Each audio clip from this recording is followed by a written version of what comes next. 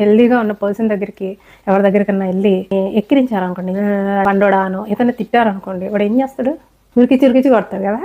అదే బాగా వయసు పైబడి కథలు లేకుండా ఆలోచిస్తూ ఉంటారు చూడండి, అలాంటి వాళ్ళ దగ్గరికి వెళ్ళి చెయ్యండి, ఏం చేస్తారు? పోరా ఎదవా అంటారు. సో దానికి దీనికి ఏంటి తేడా? సహనమా?